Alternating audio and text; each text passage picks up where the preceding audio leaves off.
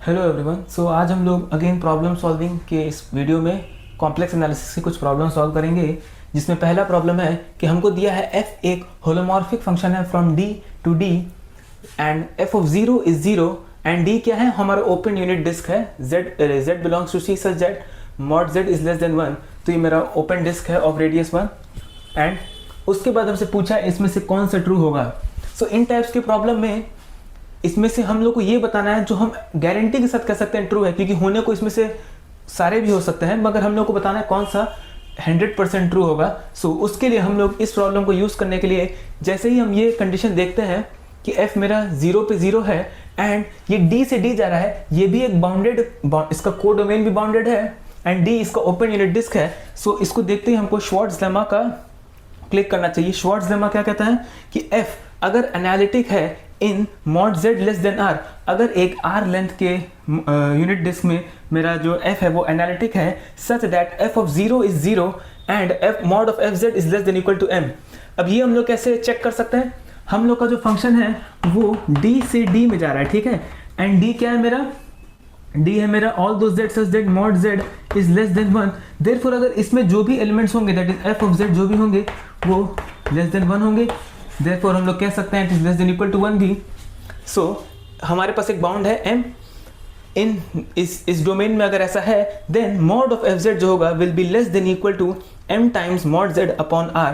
यहाँ पे r क्या है मेरा, यहाँ पे r मेरा 1 है। So according to Schwarz lemma मेरे पास क्या आ जाएगा कि मेरे पास आ जाएगा mod of fz will be less than equal to m, यानी कि 1 upon 1 into mod z। Okay, this implies mod of fz is less than equal to mod z, ये आ जाएगा मेरे पास। वैसे इसका एक जनरलाइज्ड वर्जन भी है जो हम लोग कभी नेक्स्ट प्रॉब्लम में आएगा तो उसको डिस्कस करेंगे। तो अभी आप लोग के लिए टास्क है कि आप लोग इसको अच्छे से मेमोराइज कर लीजिए, क्योंकि इसके यूज से बहुत सारे प्रॉब्लम सॉल्व हो सकते हैं, ठीक है। सो मेरे पास आ गया mod of z is less than equal to mod z and वो कौन सा यहाँ पे ऑप्शन है जो हमको ये चीज़ कह रहा है, एंड वो है c कि mod of 1/2 mod of absolute value of f of 1/2 is less then 1/2। ये हम श्योर नहीं कह सकते हैं, ये भी हम श्योरली नहीं कह सकते एंड सिमिलरली ये भी हम श्योरली नहीं कह सकते हैं। देयरफॉर हमारा जो ऑप्शन सी है वो करेक्ट हो जाएगा। ओके, सो अब नेक्स्ट क्वेश्चन को देखते हैं। इस क्वेश्चन में हम लोग को दिया है f from c to c where fz is defined as e of z e raise to z plus e raise to minus z। Then हमको बताना है f को कितने जीरोज होंगे एंड हमारे पास ऑप्शन है 1 real zero, no zero, finitely many zeros या infinitely many zeros. And इसको हम लोग इजिली देख सकते हैं कि अगर मैं f of z is equal to 0 करूँ, क्योंकि मुझे जीरोस फाइंड करना है, तो इसका मतलब आ जाएगा e raise to z plus e raise to minus z is equal to 0।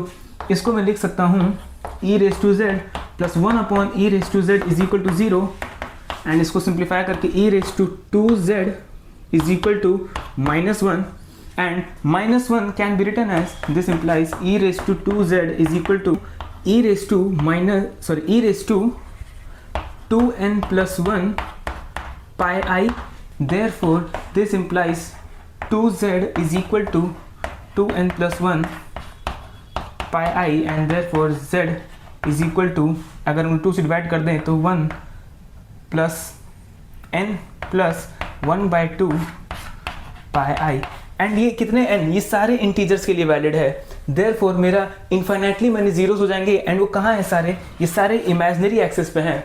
Therefore मेरा ऑप्शन हो जाएगा इनफाइनाइटली मैनी जीरोस। अब नेक्स्ट क्वेश्चन को चलते हैं। सो ये नेक्स्ट प्रॉब्लम में हम लोग को फाइंड करना है integral e raise to z upon z square minus 1 dz, जहाँ पे around closed curve mod of z minus 1 is equal to 1। Okay, and हम लोग को बनाना है इसका इंटीग्रल क्या होगा, एंड इसको सॉल्व करने के लिए हम लोग यूज़ करेंगे residue theorem, Cauchy residue theorem, जो कहता है अगर f is analytic with in and on simple closed curve, अगर मेरा कोई फंक्शन f एनालिटिक है किसी सिंपल क्लोज कर्व के अंदर भी एंड उसके बाउंड्री पे भी c पे and except for few points z1 z2 zk, then जो उसका इंटीग्रल हो जाएगा अराउंड द कर्व c हो जाएगा simply 2 pi I into summation of the residues of f at z is equal to zi। हम f का residue निकालेंगे z is equal to zi पे जहाँ जहाँ f एनालिटिक नहीं है एंड उनका रेसिड्यूज निकाल के 2 pi I से प्रोडक्ट कर, उनके रेसिड्यूज निकाल के सम करके 2 pi I से प्रोडक्ट कर देंगे। एंड गिवन क्या है कि c मेरा पॉजिटिवली ओरिएंटेड होना चाहिए एंड यहाँ पे हम मान के चल रहे हैं कि जो मेरा c है वो पॉजिटिवली ओरिएंटेड है। ओके, अब हम लोग को फाइंड करना है इसका इंटीग्रल। अब पहले हम लोग देखते हैं कि मेरा ये कर्व है क्या, mod z minus 1 is equal to 1, therefore ये मेरा z इज इक्वल टू 1 के अराउंड यूनिट रेडियस का सर्कल है। ओके, अब मेरा जो फंक्शन है वो है e raise to z upon, मैं इसको लिख सकता हूँ z minus 1 into Z plus 1। अब e raise to z analytic है एंड इस पूरे फंक्शन में बस दो ही जगह पॉइंट ऐसे हैं जहाँ पे ये फंक्शन एनालिटिक नहीं है, वो है z is equal to 1 and z is equal to minus 1, क्योंकि इस पे डिनोमिनेटर में 0 हो जा रहा है। अब z is equal to 1, z is equal to 1 तो मेरा इस कर्व C के अंदर आ रहा है, ठीक है, लेकिन z is equal to minus 1 इसके बाहर है। देयरफॉर इसका मतलब इतना जो मेरा पार्ट है, ये चीज़, ये मेरा C पे एंड उसके अंदर ये इतना पार्ट एनालिटिक है। देयरफॉर बस एक ही मेरा पॉइंट है जो क्या नाम है, जो जिस पॉइंट पे एनालिटिक नहीं है। देयरफॉर इसका इंटीग्रल हो जाएगा, अगर यहाँ लिखें simply 2 pi I times residue of f at z is equal to 1, ये हो जाएगा मेरा इसका value. Okay, so therefore and residue कैसे निकलता है, वैसे हम लोग इस प्रॉब्लम को बहुत इजीली कॉची इंटीग्रल फॉर्मूला से भी सॉल्व कर सकते थे, जिसको मैं भी करके दिखा दूंगा, बट उससे पहले बस ये था कि कॉची रेसिड्यू थ्योरम मुझे बताना था, इसलिए मैं इसका यूज़ कर रहा हूँ। And residue of f at z is equal to, for example है, अब residue of f at z is equal to 1 वो हम लोग कैसे निकालेंगे। एक्चुअली में रेसिड्यू होता है जब हम लोग इसका लॉरेंट्ज एक्सपेंशन करेंगे, सो 1 अपॉन z माइनस a का कोएफिशिएंट, एंड एक मैं इस तरीके से बताऊंगा एंड एक और एक डायरेक्ट फॉर्मूला भी है जो मैं बताऊंगा अभी। fz मेरा है e raise to z minus 1 into z plus 1, and यहाँ पे लॉरेंट एक्सपेंशन से इसका देखना थोड़ा मुश्किल है, तो हम लोग डायरेक्ट फॉर्मूला का यूज़ करेंगे। एंड वो क्या कहता है, जैसे कि z माइनस 1 जो है, दैट इज़ 1 जो है, यहाँ पे 1 इस फंक्शन का पोल है ऑफ ऑर्डर 1, यहाँ पे इसका पावर कितना है, 1 है बस, तो 1 जो इसका है पोल ऑफ ऑर्डर 1।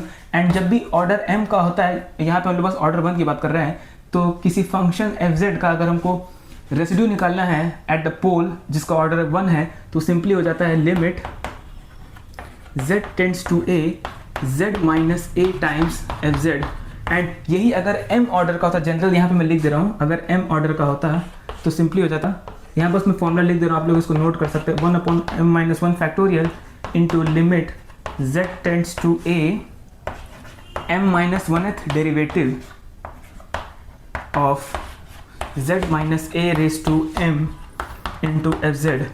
ये हो जाता है इसका रेसिड्यू अगर m ऑर्डर का पोल है। यहाँ पे मेरा ऑर्डर 1 है, तो यहाँ पे m सिंपली 1 पुट करेंगे तो ये मिल जाएगा। एंड इसको हम लोग बहुत इजीली कैलकुलेट कर सकते हैं।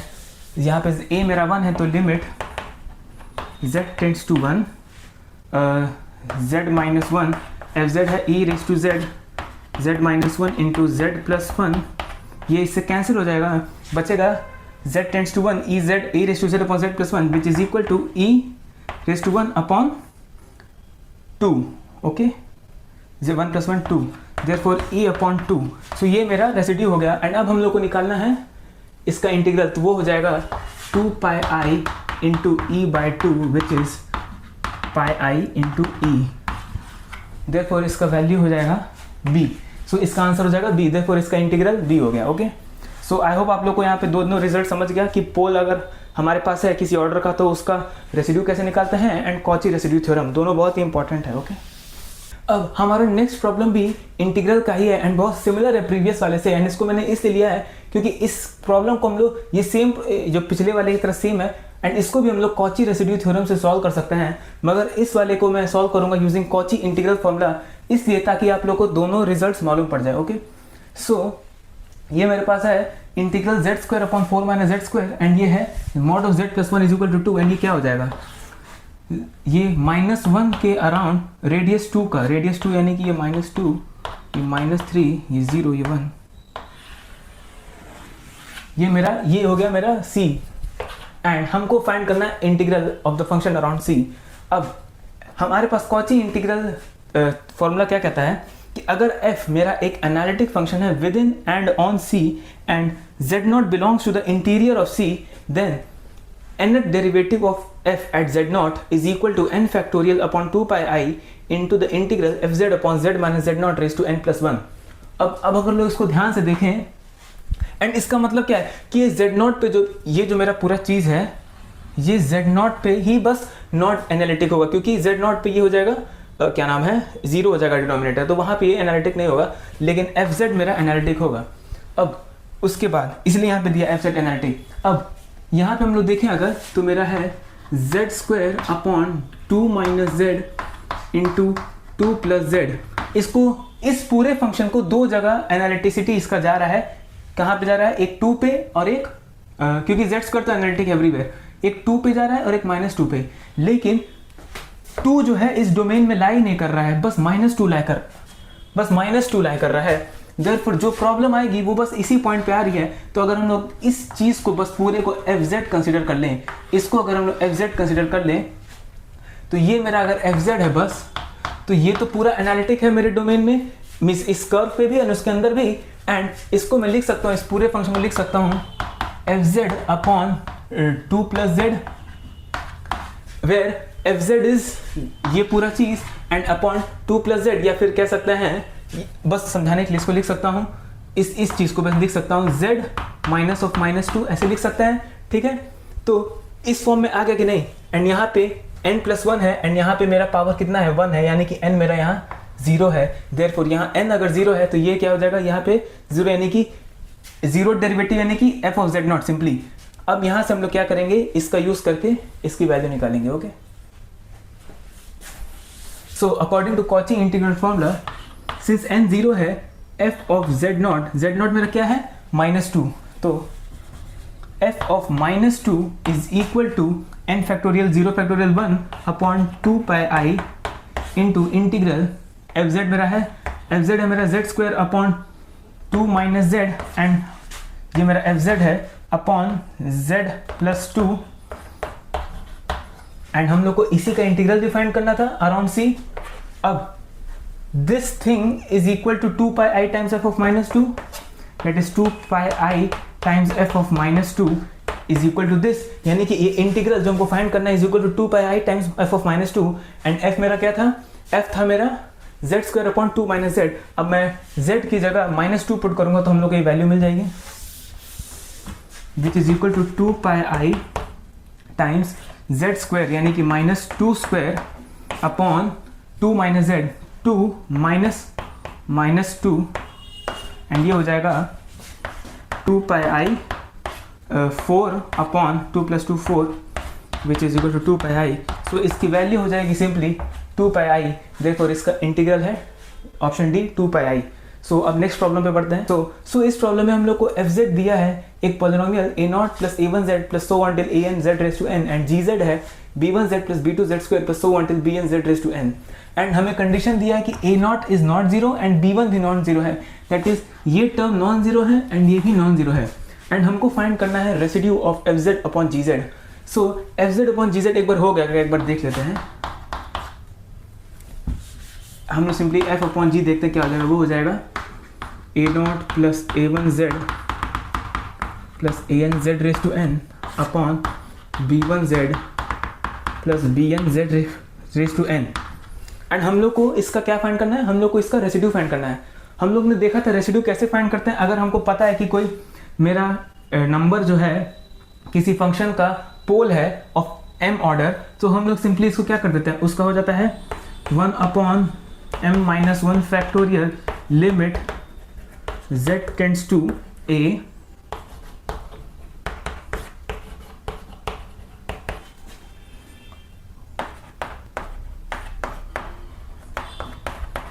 जी। अगर एक FZ की बात करें, यहाँ ये वाला f नहीं है, ठीक है। सो इसको मैं RZ कह देता हूँ, ठीक है। सो अगर हम लोग को फाइंड करना है रेसिड्यू ऑफ m, अब यहाँ पे अगर हम लोग देखें कि ये पूरा एनालिटिक है, ठीक है, ये पूरा एनालिटिक है एंड ये भी हम लोग को पता है एनालिटिक है, लेकिन इस फंक्शन f/g में दिक्कत बस तब आएगी जब मेरा नीचे z 0 हो जाएगा, क्योंकि जब z 0 होगा तो ये मेरा पूरा जो टर्म है वो 0 हो जाएगा डिनोमिनेटर। देयरफॉर यहाँ पे 0 पे z इज इक्वल टू 0 पे मेरा फंक्शन एनालिटिक नहीं है एंड अगर हम लोग इसको ऑब्जर्व करें, z कॉमन ले लूँ तो मेरे पास ऐसा आ जाएगा, ऐसा आ जाएगा, ये a0 + an(z)n, z अगर कॉमन ले लूँ तो b1 + b2z + bn(z)n। अब ध्यान से देखिए, हम लोग को दिया गया है b1 मेरा 0 है, ओके, अरे b1 मेरा नॉन 0 है। अगर मेरा b1 हम लोग को नहीं पता होता तो हम लोग एक चांस रहता कि शायद b1 0 होता तो हम लोग एक और z बाहर निकाल लेते, बट सिंस मेरा b1 नॉन जीरो है सो अब ये पर्टिकुलर पार्ट कभी भी 0 पे 0 नहीं होगा, क्योंकि जैसे हम लोग यहाँ पे 0 पुट करेंगे ये तो 0 हो जाएगा, लेकिन b1 नॉन जीरो है तो ये नॉन जीरो रहेगा। देयरफॉर बस एक ही पावर निकलेगा एंड इसका मतलब है कि z इज इक्वल टू 0 इस फंक्शन का पोल है ऑफ ऑर्डर 1 एंड हम लोग को पता है ऑर्डर 1 अगर है पोल का तो हम लोग उसका रेसिड्यू कैसे निकालते हैं, उसका हम लोग रेसिड्यू सिंपली निकाल सकते हैं limit z tends to 0 z minus a in z tends to 0 z minus 0 into R Z and R Z मेरा है f upon g, therefore limit z tends to 0 z into मेरा ये हो जाएगा a not plus A one Z plus so on A N Z raise to n, इसको erase कर दे रहा हूँ मैं,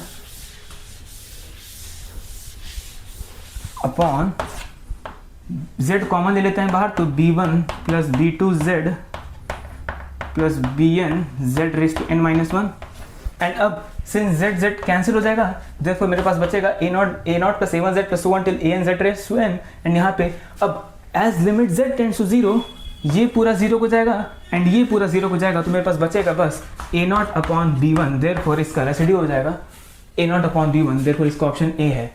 सो हमने देखा कैसे रेसिड्यू थ्योरम का यूज़ करके, सॉरी रेसिड्यू थ्योरम नहीं, रेसिड्यू निकालने का फॉर्मूला यूज़ करके हमने इजीली इसका रेसिड्यू निकाल लिया। ओके, सो ये इस वीडियो का लास्ट क्वेश्चन है। हम लोग को दिया है f एक नॉन कांस्टेंट इंटायर फंक्शन है। इंटायर फंक्शन मतलब पहला तो नॉन कांस्टेंट है एंड इंटायर है मतलब कि वो थ्रू आउट डोमेन में हमारा पूरे कॉम्प्लेक्स प्लेन पे वो एनालिटिक है and which of the following is possible for f। सो अब ये देख के थोड़ा सा टिपिकल लगता है मिस की इसमें बता पाना बस इतने इन्फॉर्मेशन से कि इसमें से कौन सा पॉसिबल है, मगर जब हम लोग एक बार इसमें पिकार्ड्स थ्योरम का यूज़ करेंगे तो हम लोग इसको वन लाइन में सॉल्व कर सकते हैं।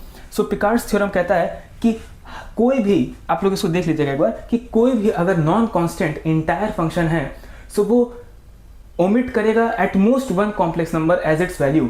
मतलब कि अगर मेरा कोई नॉन कांस्टेंट इंटायर फंक्शन है तो वो कभी ऐसा नहीं हो सकता कि वो पूरे कॉम्प्लेक्स नंबर्स में से दो डिस्टिंक्ट कॉम्प्लेक्स नंबर को अपने इमेज में नहीं ले सकता। अगर वो दो कॉम्प्लेक्स नंबर या दो से ज़्यादा कॉम्प्लेक्स नंबर को ओमिट करेगा, दैट इज ऐसे दो नंबर हैं, फॉर एग्जांपल ऐसे दो नंबर हैं alpha 1 and alpha 2 not equal, alpha 1 not equal to alpha 2, अगर ऐसे दो नंबर हैं सच दैट f जो है कभी भी f of z is not equal to alpha 1 for all z and f of z is not equal to alpha 2 for all z, अगर ऐसा है तो वो मेरा जो क्या नाम है ऐसा, तो फॉर एग्जांपल तो ऐसा कभी पॉसिबल ही नहीं है, क्योंकि अगर वो नॉन कांस्टेंट है तो वो बस एक ही ऐसा कोई कॉम्प्लेक्स नंबर हो सकता है ज़्यादा से ज़्यादा जो वो छोड़ दे, वरना उसको सारे कॉम्प्लेक्स नंबर अटेन करने पड़ते हैं एंड इसका यूज़ करके हम लोग इसको बहुत ईजिली सॉल्व कर सकते हैं। सो पहला ऑप्शन है कि real part of F Z is equal to imaginary part of F Z. ये तो बिल्कुल नहीं हो सकता, क्यों? क्योंकि अगर ऐसा है तो मेरा फंक्शन कभी भी ये उसका आउटपुट नहीं हो सकता, क्योंकि यहाँ पे इमेजिनरी पार्ट 0 है एंड रियल पार्ट 1 है। उसी तरीके से बहुत सारे इन्फाइनाइटली मेनी नंबर्स हैं जो इसके आउटपुट नहीं हो सकते, इमेज नहीं हो सकते। फॉर एग्जांपल 2 + 3i एंड अगर हमको 2 मिल गए देयरफॉर ये कांस्टेंट हो जाएगा, देयरफॉर ये not possible. Similarly mod of F Z is less than 1, अगर मैं 3 की बात करूँ, 3 नंबर या 3 + 2y, इसका मॉड क्या है?